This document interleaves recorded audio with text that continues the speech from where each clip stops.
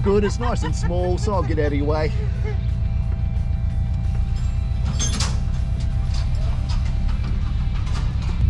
I know what you're thinking.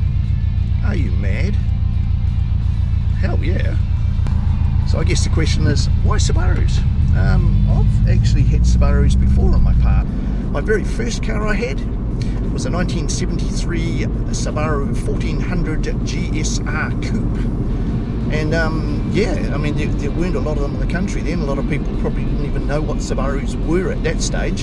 And I loved the thing. It was a really cool little sports coupe. Anything else of that kind of age was quite dull and not particularly interesting. There was a few exceptions to that, but you know, it was really funky inside. Had really cool high back seats. It had a tacho, which nothing else had, and it was actually quite exciting to drive. It was, you know, it was a really cool first car to have. So yeah, I have certainly had Subarus before, and I've always got a soft spot for them, really. So a quick first impressions of the car and the condition it is right now.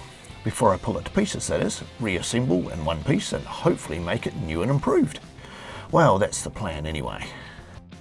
Exterior design. Okay, let's start with the front. Some would argue it was designed by a 5-year-old with chalk on a concrete driveway and should be in a cartoon. I totally disagree. The curves and aggressive front, the bonnet scoop, the raised guards, all remind me of one of these. Okay, I can dream, right? It's got that aggressive front, skirts and mags. Come on, you know it looks cool. It's a bit shouty and it's a bit loud, and I really like that. Interior, you won't find any luxury materials in here, but it has good Recaro-like seats that really hold you in.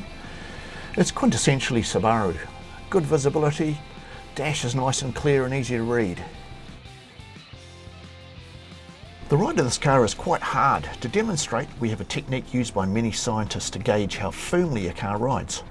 This dog has been specifically trained to nod whenever movement or inertia is transferred through the seat. Clearly, it has a fairly firm ride. But all science aside, I actually don't care. The turbocharged 2-litre Boxer engine is one of the best sounding 4 cylinders you can buy. Fight me.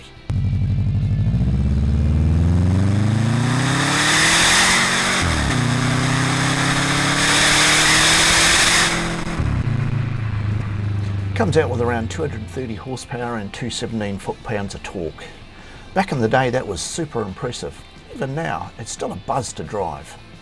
It kind of acts a bit like a leery teenager. Starting off it's pretty sluggish, pretty average, but like a teenager getting out of bed. And then as the revs rise, all hell breaks loose. So much fun.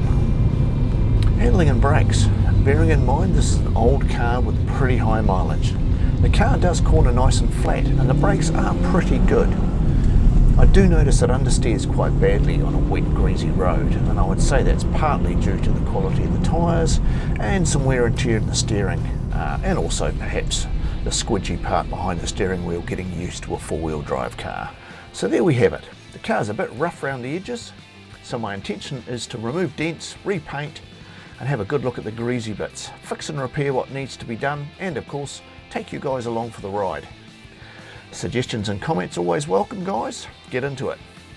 Thanks ever so much for watching. We'll see you in the next one.